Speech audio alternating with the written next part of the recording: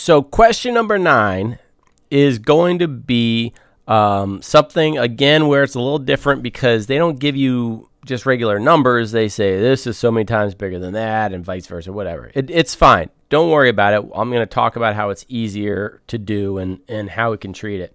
First up, though, we notice that we have two objects stuck together before. They're separate afterwards, so it has to be recoil. So once you know it, you're going to write your equation. M1 plus M2 times the velocity, once I make it look neater. All right, so times your velocity, which is usually 0, and is going to be 0 in this case, is equal to M1 V1 plus M2 V2. Okay, so if you see that this mass is so many times bigger than that mass, and don't worry about it. In this case especially, they don't even ask for mass. So you can make mass whatever you want as long as capital M is 3.06 times bigger than smaller m, or whatever your numbers are. So in my case, I can make M1 1, and then M2 is just going to be 3.06 times 1, or 3.06. So my M2 is now 3.06. Okay? So if you see problems like this, if they're saying one thing so many times bigger than the other, and they're not asking for one of those masses or whatever, you can just make the smaller value 1. And it's just a whole lot easier that way. All right, so remember that the initial velocity is going to be 0 because they're sitting still, right? They're not moving, so they're sitting still. It says that the velocity of the bigger block is going to be 2 point whatever, that's going to be 2.08.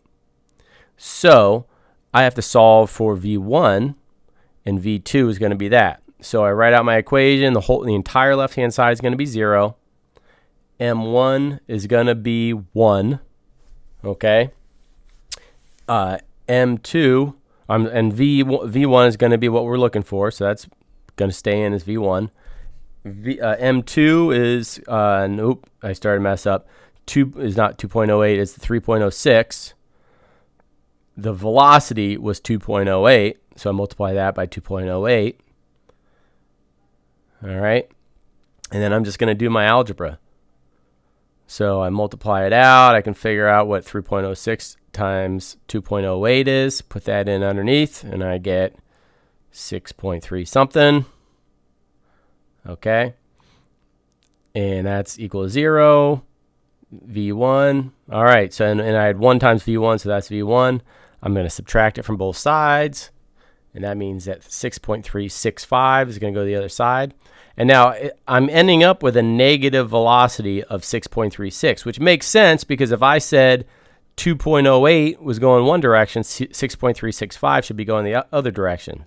But because it says speed in this problem, when you're all done with the answer, okay, you have to wait till the end because the negative is very important. But when you're all done with the answer, you can just take the absolute value because it asks for speed. In all of the UTexas questions for this assignment, they will be positive. Okay, there you go.